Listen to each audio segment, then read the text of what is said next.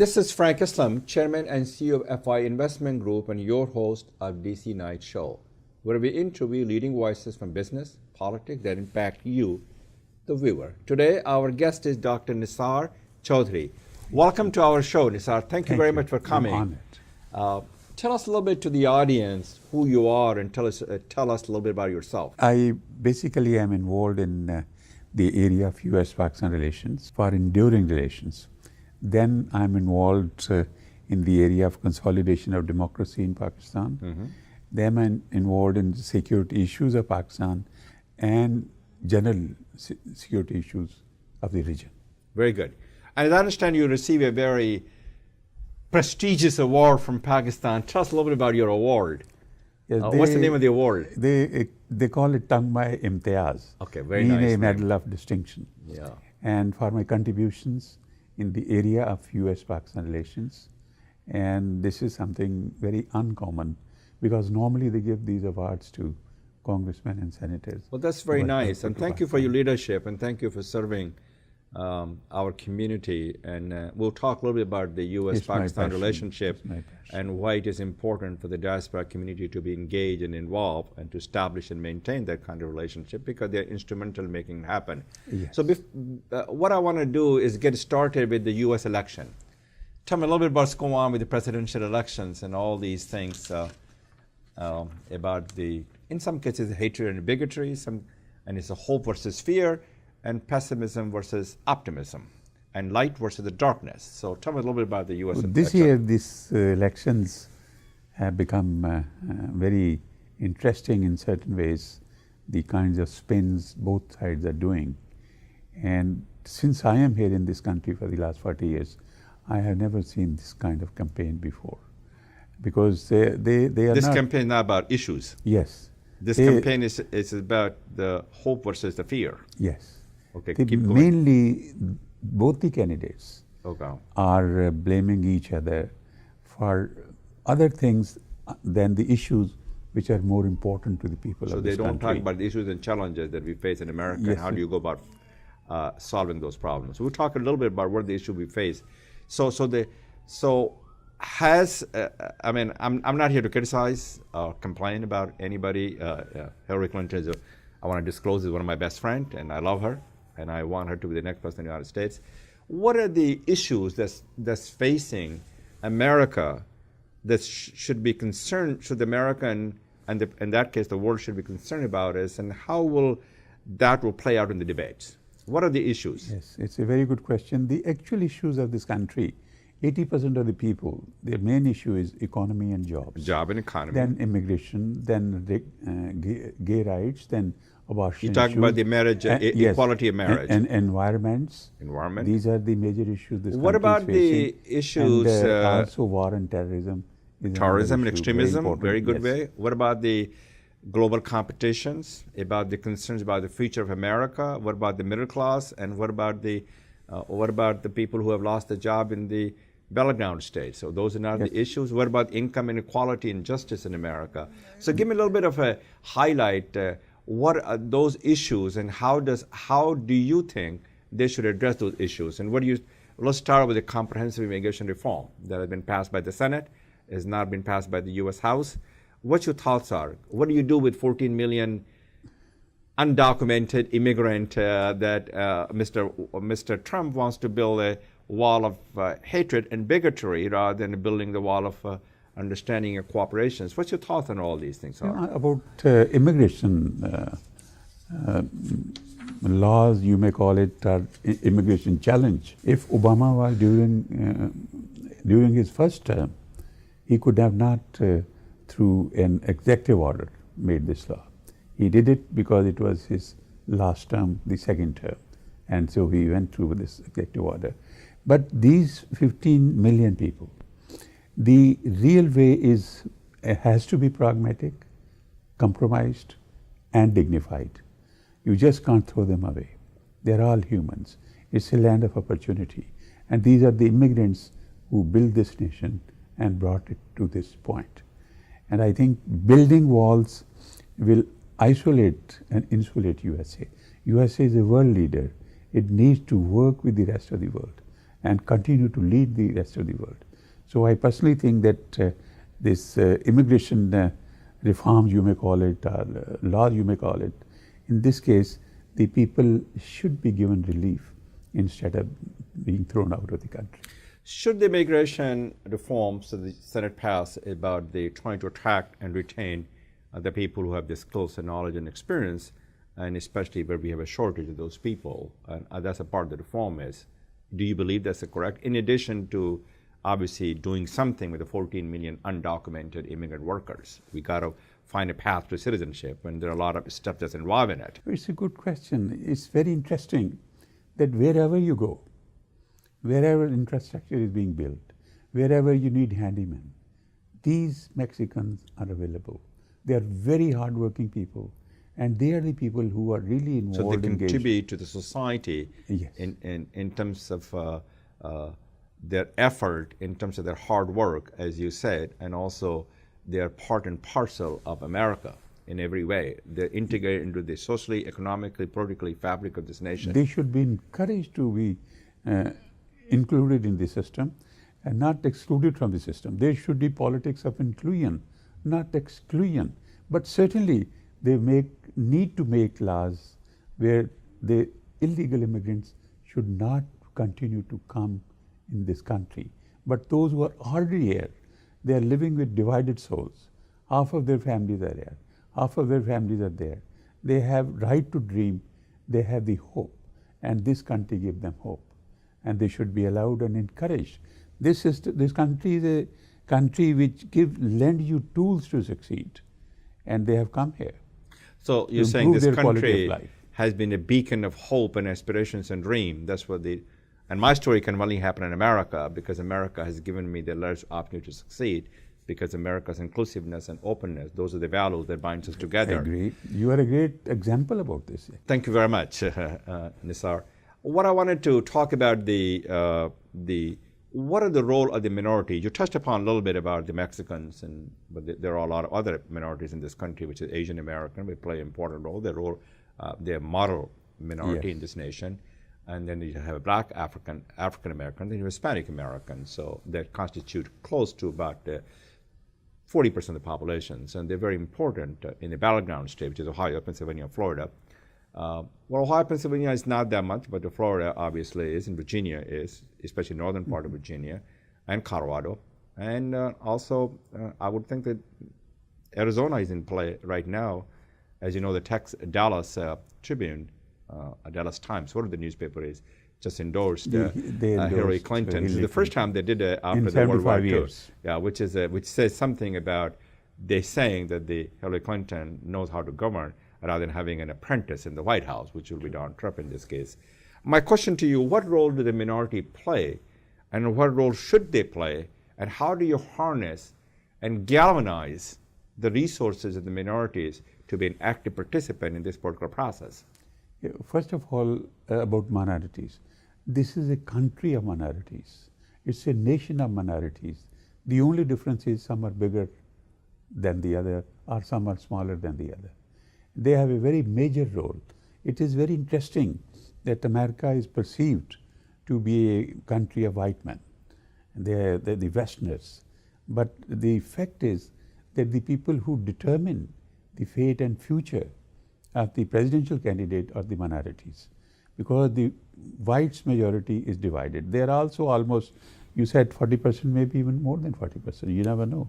So whites are divided between Republicans and Democrats. Then these minorities, they actually elect the president of this country. So they have a major role to play. So they play a major role. Yes. So how do you go about galvanizing their resources? I think I will not be subscribing to any one candidate, but certainly I have my opinion about both. Okay. But I personally think that to galvanize these people, they have to be given an incentive, they have to be given promise, they have to be given hope. They must be engaged in this process, they must be involved in this process. When you give them hope and show them the path, how they will be able to sustain this quality of life and grow in this country with the rest of the community, with the rest of the nation. It's, after all, USA is a nation which is the most powerful nation state ever In the world. in the recorded history of mankind. Yes, it is. With the mightiest military machine and highest standard of living. Right. It's not an accident. They're doing something different, better, or both. That's a good way to put it. So I want to shift the gear a little bit, and you touched upon a little bit, as a part of our discussion, that you are very much into galvanizing, and you want to make sure you put a lot of effort in building the U.S.-Pakistan relationship, where it is, what is going on, and where it is headed, and what's going to happen in the new administration. Yes, this is a very interesting question because you also added to the question new administration. Sure. You see this. Well, the new administration will be here. Yes. After November and starting January. So. Generally, it is perceived, if it is Hillary Clinton, since she's being totally and overwhelmingly being endorsed by the president. So generally, people anticipate there will be a continuation. Continuation of his policy. Yes, because in some cases, some of the job is half done. Sure. Some of the job needs to be completed. So I think that Hillary Clinton or Donald Trump, either one of them, who gets elected, generally we have the impression that it would be Hillary Clinton should get elected. that's what the poll shows. She today. has not only polls, she has credentials, she has record, she is a statesman, she has experience. She was First Lady of Arkansas, then she was First Lady of America, USA, then she had been a senator, and as a Secretary of State, she virtually combed the entire landscape of this world.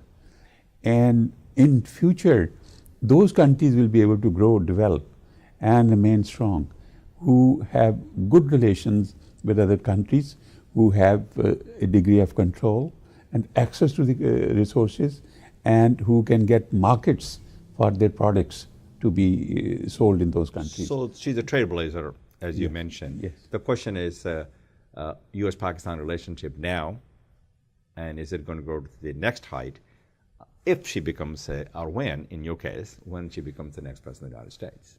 Where are we? What's going to happen with the relationship? India's going to play an important role here.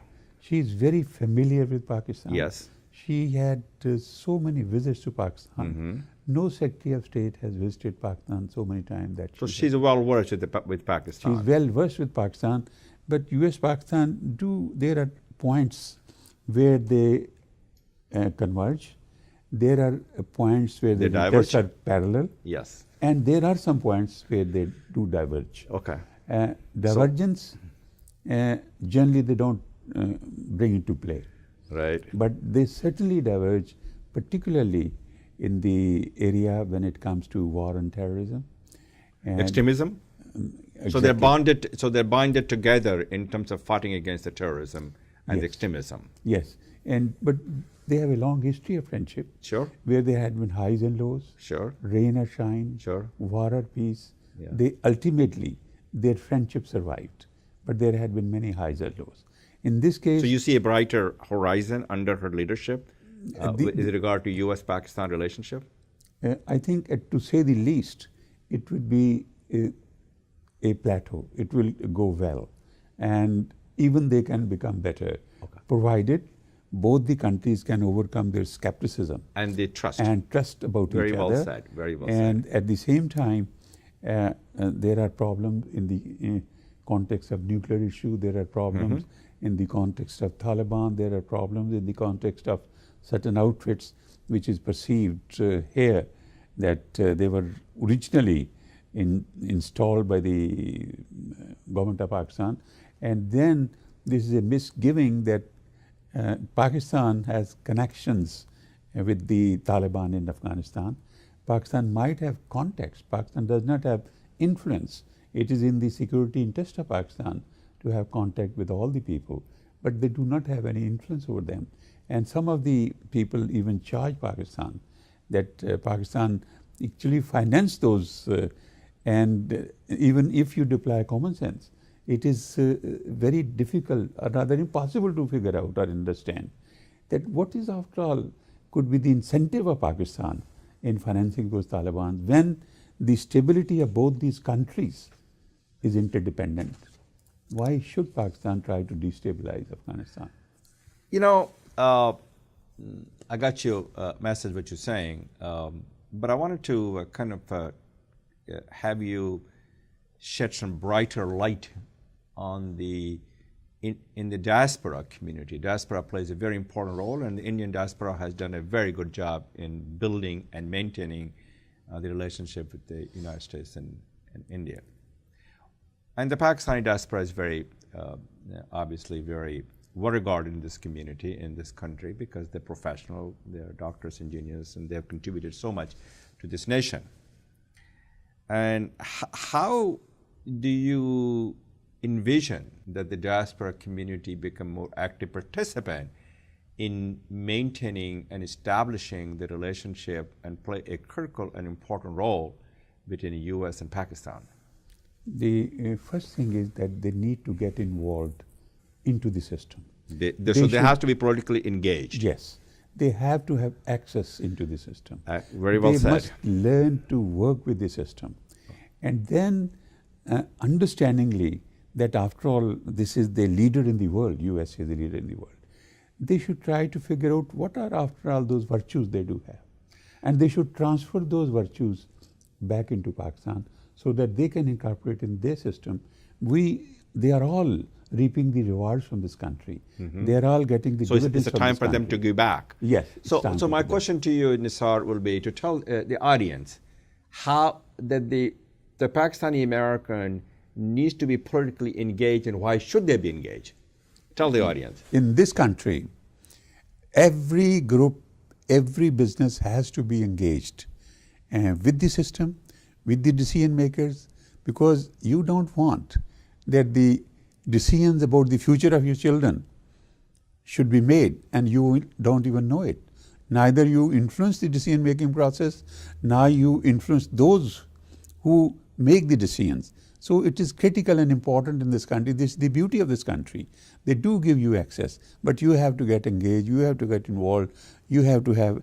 Indians have been able to make lateral inroads into the system, and they are taking mileage out of it also. And in the same way, Pakistan should, even though Pakistani community, there are many active people, but they need to get organized better. Very well said. They get to be united, and then they must try to converge to lead and work with the mainstream America. If they want to get help from the system, they have to understand the system, and to understand the system, they can't do it until they work with the system. So what Nisar said very well and eloquently, that the political engagement for Pakistani American community is very critical because it creates a common cause, and it also gives you a seat on the table and makes sure your voices are heard. So you should become an active participant in order to make sure that you can not only improve the relationship, and also each and every part of your life is effective when a politician makes the decision. So it's important for you to be politically engaged. That's the point you made very well. That's what I Let's talk about the F-16. Do you think it's dead?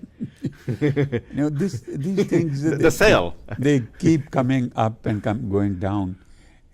I don't think it has. It has not gotten to the point it's yes, dead. It is not Titanic. it is still will remain there, because the reason is I was in Pakistan and I met the Air Force chief. Before that, he was the operation chief of Air Force, and he was the man responsible for the operation in northern Waziristan. The role of F-16 was something exceptional, outstanding. Instead of ground forces generally put the area under siege, but they were the one who were going after their bunkers. After when they were running, they are trying to escape. They were the one who was trying to really hunt them or destroy them. And that role played by F-16, originally in America people thought F-16 has hardly any role in this kind of war.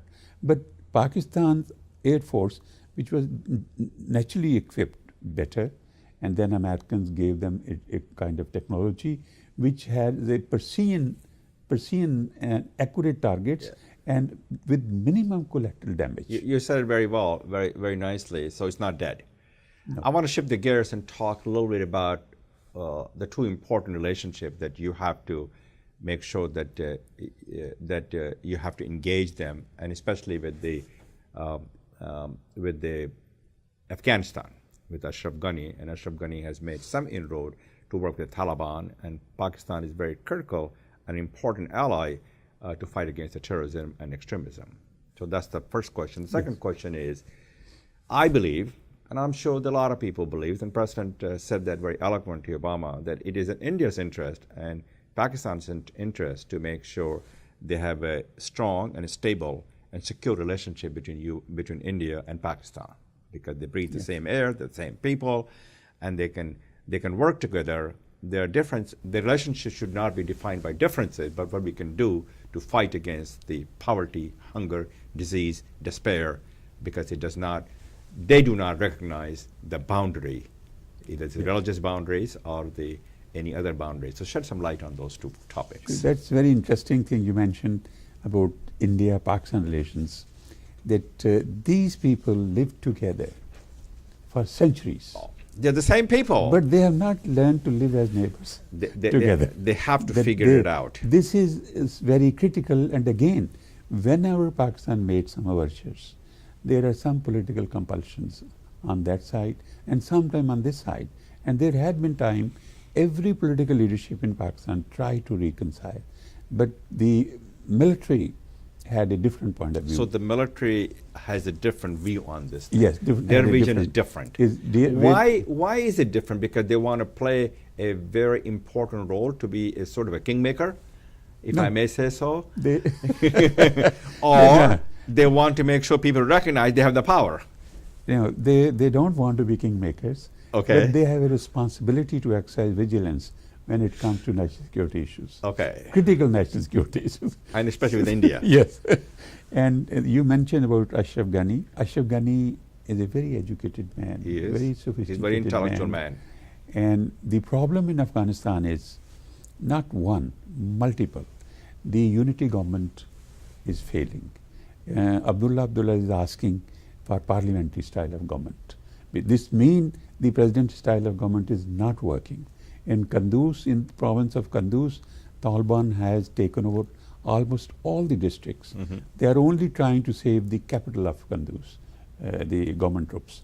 And then the morale of Afghan troops, even though they are adequately trained, it's still, it need to be boosted. And then Taliban, they are very tenacious and very ferocious fighters. And the people... What motivates them? The people who are always ready to kill and willing to die. You just can't kill them all. They will ultimately have to negotiate with them. There has to be a political solution. In Afghanistan, when it comes to problems, the problems of unity government, the problems of political side is a mess. The problem of economy side is a mess. Poppy trade is a mess. Then corruption is one of the biggest challenge there. And at the same time, you're talking about the corruption in Afghanistan? Yes, in Afghanistan. It's a big mess. But Abdul Ghani also tried to reconcile. Ashraf Ghani tried to reconcile with Pakistan. Yes. And even Pakistan tried to reconcile with them. But there's a lot of opposition to his vision within his own party and people around him. Now then, in Afghanistan, now the sectarian feelings, and they have started cropping up.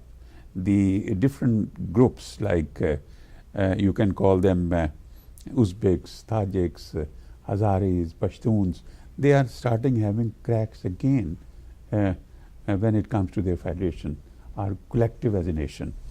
So this challenge will drag on. Nobody has its immediate solution. Nobody has a magic solution. Even though the Republicans will say, well, Obama doesn't have a strategy. They don't have a strategy. They don't have a strategy. Then they should offer an alternative strategy. Right. They don't have that.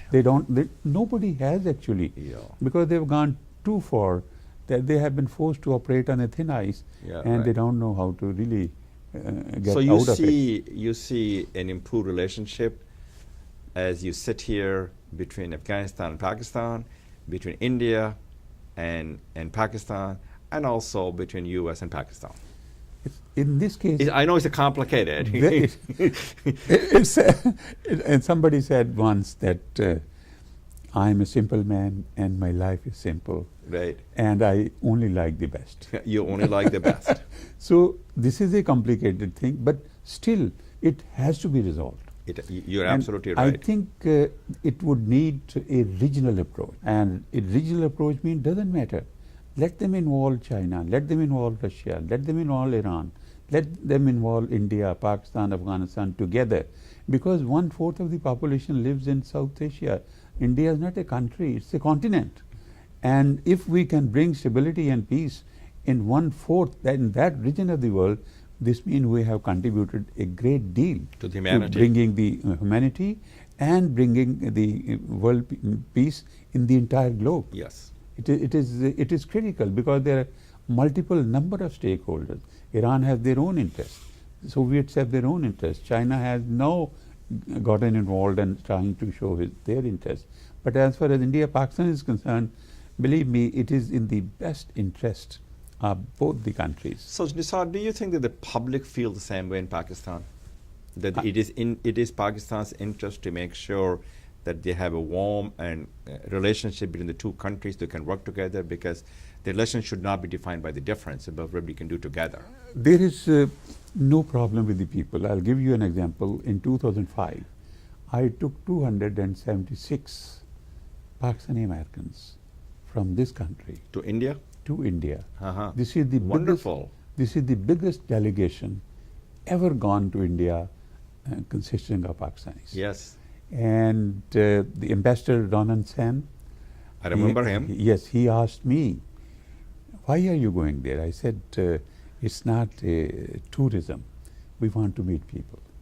It's a mission. Since we are seeking goodwill, would love to offer it first. And he told me that So you really believe in people-to-people engagement. very important. And that's the key that you believe the success of the India and Pakistan relationship Yes, is. the same people will put pressure on both governments. And that's how democracy should function. And believe me, those 276 people, when they came back, they became ambassador of goodwill. That's exactly right. They They will will be your spokesperson to make sure that the two countries can work together. And even Steve Their bonds Cohen, are stronger than the differences that define them, that drive them apart. Well, thank you very much. even Steve Cohen has. I know Steve Cohen very well he from has the broking. mentioned this trip Yes. in the latest book. Okay, I will Shooting check it for a out. Century. Okay, thank you very much for coming It's to a our pleasure. show. It's an honor. and I'm it's a so wonderful way to engage. And thank you for your leadership, and thank you for all you do to serve our community. And you should continue your good work and that's the wonderful thing Thank to you. do. This is Frankel Islam wishing you a great week, and thank you for watching.